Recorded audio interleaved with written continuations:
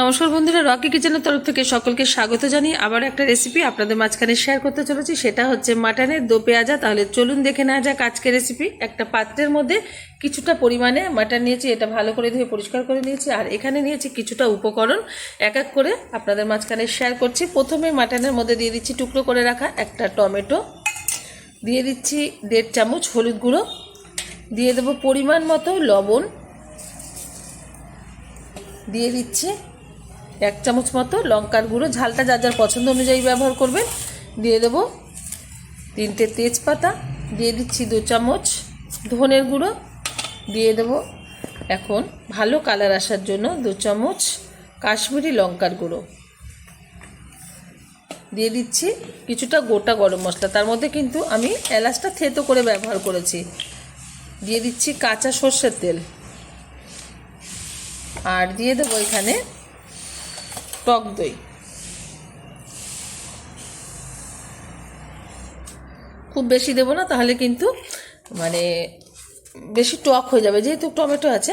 এবার খুব ভালোভাবে উপকরণগুলো একসাথে মেখে নেব। যত সুন্দরভাবে মাখা হবে ততই কিন্তু এটা টেস্টফুল হবে। আর এখন এটা ভালো করে মাখার পর কিন্তু আমি এখানে আদা রসুনের পেস্টটা ব্যবহার করব, প্রথমে কিন্তু দিলাম না। ঠিক যেরকমভাবে আমি আজকে তৈরি করছি মাটনের দো পেঁয়াজাটা, সেরকমভাবে আপনারা দো পেঁয়াজাটা তৈরি করবেন। আশা করি যে কোনো কিছুর সাথে খেতে ভীষণ ভালো লাগবে। খুব ভালোভাবে কিন্তু আমি উপকরণগুলোর সাথে মাটনটা মেখে নিয়েছি। এবার দিয়ে দেবো এর মধ্যে কিছুটা পরিমাণে রসুন বাটা, কিছুটা পরিমাণে আদা বাটা। এটা দেওয়ার পরেও খুব ভালোভাবে এটা আবারও মেখে নেবো 1 থেকে 1.5 মিনিট মতো।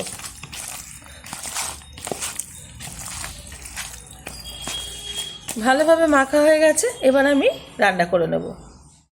ফাইনালি মাটনের দো পেঁয়াজাটা রান্না করার জন্য আমি ওভেনে কড়াই বসিয়ে তাতে দিয়ে দিয়েছি বেশ কিছুটা পরিমাণে সাদা তেল। এই সাদা তেলটা কিন্তু গরম হয়ে গেছে। এখন একটা তড়কা আমি এর মধ্যে বানিয়ে নেব। প্রথমেই দিয়ে দিচ্ছি কিছুটা গোটা জিরে, আপনারা এখানে ধনেও ব্যবহার করতে পারেন গোটা। দিয়ে দিচ্ছি কিছুটা পরিমাণে কাসুরি মেথি, দিয়ে দেব কিছুটা পরিমাণে কাশ্মীরি লঙ্কার গুঁড়ো। তরকাটা এবার খুব ভালোভাবে একটু আমি হাই আছে নেড়ে চেড়ে দিয়ে দিচ্ছি। এবার টুকরো করে রাখা পেঁয়াজ, বড় বড় যে পাপড়ি এরকমভাবে ছাড়িয়ে নিচ্ছি, পেঁয়াজের পাপড়িগুলো ছাড়িয়ে নিচ্ছি বড় পেঁয়াজ থেকে। এবার খুব ভালোভাবে এটা আমি 1 মিনিট মতো হাই আছে নেড়ে চেড়ে নেবো তেলের সাথে, যে তরকাটা আমি তৈরি করলাম তার সাথে। 1 মিনিট মতো পেঁয়াজটা কিন্তু তরকার সাথে নেড়ে চেড়ে নিয়েছি। হালকা একটু ভাজার যে কালার সেটা চলে এসছে। এখন দিয়ে দেবো এর মধ্যে ম্যারিনেট করে রাখা মাটন। খুব ভালোভাবে কিন্তু কষিয়ে নেবে। যত সুন্দরভাবে কষানো হবে ততই কিন্তু টেস্টফুল হবে। হাতের মাখা যখন মশলা দিয়ে মাখতে হয় তখন তো সুন্দরভাবে মাখলে তার টেস্ট তো হবেই, তারপরে কিন্তু কষানোর সময় আরও টেস্ট হবে, যত সুন্দরভাবে কষানো হবে। খুব সুন্দরভাবে কিন্তু মাটনটা প্রায় 8 থেকে 10 মিনিট মতো হাই আছে আমি কষিয়ে নিয়েছি। দেখেই কিন্তু মনে হচ্ছে অর্ধেক রান্না হয়ে গেছে, কিন্তু এখনও হয়নি। এটা কিন্তু আমি পরিমাণ মতো জল দিয়ে প্রেসার কুকারে 5 থেকে 6টা সিটি দিয়ে নেবো। যত কম মাটন হবে বা চিকেন হবে তত কিন্তু সিটি বেশি দিতে হয়। মাটন বা চিকেন বেশি হলে পরিমাণটা বেশি হলে তখন কিন্তু সিটিটা কম দিতে হয়। তো অনেকেই জানে না, যারা জানেন না তারা অবশ্যই এরকমভাবে একবার ট্রাই করবেন। ঠিক যেরকমভাবে আমি বলছি ঠিক সেরকমভাবে। আর আমার এই রেসিপি যদি আপনাদের ভালো লেগে থাকে আপনারা অবশ্যই আমার চ্যানেলটিকে সাবস্ক্রাইব করবেন, লাইক করবেন, শেয়ার করবেন। আর এরকমভাবে মাটনের দো পেঁয়াজা আপনারা বানিয়ে খেয়ে দেবেন, আশা করি ভালো লাগবে। দো পেঁয়াজা অনেকেই জানে, তবে আমি আমার স্টাইলে করে থাকি, সেটা আপনাদের মাঝখানে আজকে শেয়ার করলাম। এখন নামিয়ে পরিমাণ মতো জল দিয়ে প্রেসার কুকারে 6টা সিটি দিয়ে নিচ্ছি।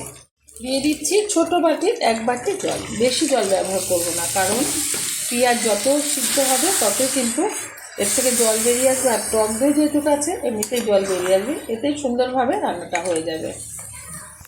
প্রেশার কুকারটা ঠান্ডা হয়ে গেছে, তারপরে কিন্তু ঢাকনাটা খুলে দিলাম। এবার একটু নেড়ে দেখায় কত সুন্দর হয়েছে মাটন রান্নাটা, মানে মাটনের দো পেঁয়াজা। এই যে এবার আমি একটা কাচের বাটিতে এই যে ঢেলে দিচ্ছি, বাটিতে কিন্তু ঢেলে দিয়েছি। আর কত সুন্দর লাগছে দেখতে, ঠিক এরকম সুন্দর লাগবে খেতে। আপনারা অবশ্যই ওখানে রেসিপিটা ট্রাই করবেন, আশা করি ভালো লাগবে। দেখা হবে পরের ভিডিওতে নতুন কোনো রেসিপি নিয়ে। ধন্যবাদ।